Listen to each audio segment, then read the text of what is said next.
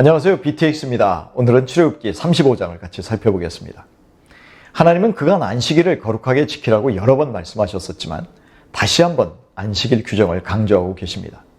이번에는 먼저 엿새 동안 일하라고 명령하십니다. 안식일이 우리를 위한 거룩한 날, 즉 구별된 날이 되기 위해서 엿새 동안 일하라고 하십니다. 노동은 하나님의 성품 중 하나이고 우리는 하나님을 닮은 자들로 창조되었음을 잊지 말라는 것입니다. 일하지 않고 게으름을 피우는 것은 거룩한 하나님의 성품에 위배되는 것입니다. 엄숙한 안식이라는 말은 곧 완벽한 안식일이요 완전히 쉬는 날이라는 뜻입니다. 히브리어로 샤바트, 샤바톤의 표현은 비슷한 말의 반복이죠. 철저하게 안식하라는 말입니다. 그래서 누구든지 이 날에 일하는 자는 죽임을 당할 것이고 각자의 처소에서 불도 피우지 말아야 했습니다. 안식일에 불 피워서 음식을 준비하려 하지 말고 그 전날 다 준비하라는 말씀입니다. 이처럼 하나님이 쉬신 것처럼 우리도 철저히 쉬어야 합니다. 쉬지 않고 일하는 것이나 일하지 않고 쉬기만 하는 것은 모두 하나님의 뜻이 아닙니다. 우리는 노동을 천시하는 세상의 풍조에 맞서야 합니다. 일하지 않아도 먹고 살 수 있는 나라가 좋은 나라가 아닙니다. 일하고 정당하게 그 대가를 받을 수 있는 여건을 만들어주는 나라가 건전한 나라입니다. 이를 소중하게 여길 줄 아는 나라와 문화를 만들어야 거룩한 나라다운 것입니다. 더욱이나 이스라엘 백성은 이제 성막을 건축하는 일을 앞에 두고 있습니다.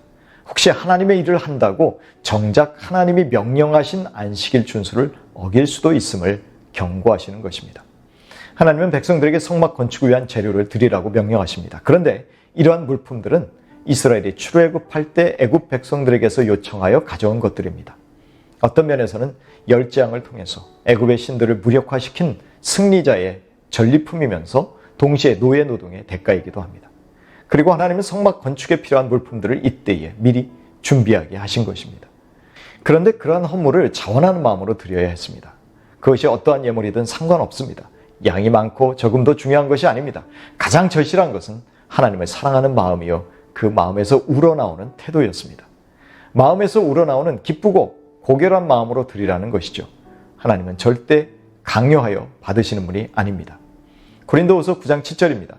각각 그 마음에 정한 대로 할 것이요 인색함으로나 억지로 하지 말지니 하나님은 즐겨내는 자를 사랑하시느니라.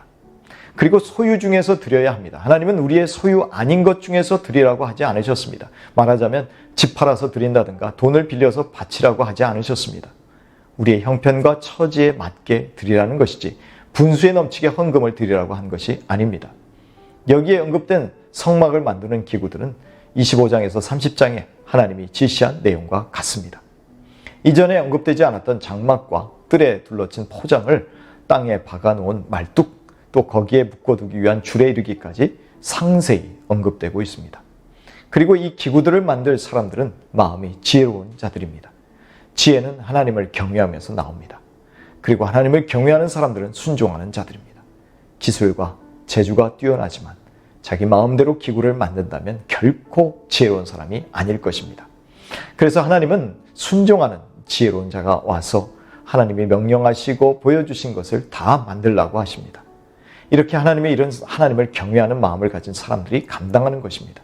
이스라엘 백성들은 모세로부터 전달된 하나님의 명령을 듣고 성막을 짓는 일에 필요한 모든 물건을 자원하여 드렸습니다.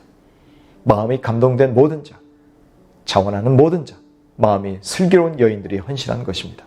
남녀를 불문하고 빈부귀천에 구별됨이 없었습니다. 특히 마음이 슬기로운 모든 여인은 염소털로 실을 뽑기도 하였습니다. 즉 자기의 재능을 하나님께 아낌없이 올려드린 것입니다. 하나님은 부살렐과 오홀리압을 택하여 부르시고 하나님의 영을 충만하게 하십니다. 그들에게 지혜와 총명과 지식을 주셔서 여러 가지 공교한 일을 하게 하십니다. 또한 이들을 감동시켜서 협력하는 형제들을 가르치는 은사를 주십니다. 하나님은 부르신 일꾼들에게 능력과 지혜를 주셔서 당신의 계획을 성취하게 하십니다. 하나님은 당신의 계획을 이루실 사람을 홀로 내버려 두지 않으십니다. 감당할 수 있는 능력과 재능 그리고 조력자들을 주십니다. 그러므로 아무리 재주가 많은 부살렐과 오홀리압이라도 자랑할 것이 없습니다. 그들의 능력과 재능, 자원을 결국 하나님이 주시기 때문입니다. 우리 역시 각자 이룬 모든 성취에 대하여 오직 하나님께만 영광을 올려드리시기를 축복합니다. 하나님은 백성들에게 헌신을 강요하여 화려한 성막을 만들려 하지 않으십니다. 하나님이 공급하신 모든 은혜에 감사하는 마음, 그리고 자원하는 마음으로 드리는 예물을 받으셔서 거룩한 성막을 만들라고 하십니다. 당신의 백성을 향한 하나님의 세심한 배려가 묻어나는 말씀들이 아닐 수 없습니다. 우리 역시 베푸신 은혜에 감사하며 하나님을 사랑하고 하나님을 기쁘시게 하기 위하여 자원하는 마음으로 헌신할 수 있게 되기를 축복합니다.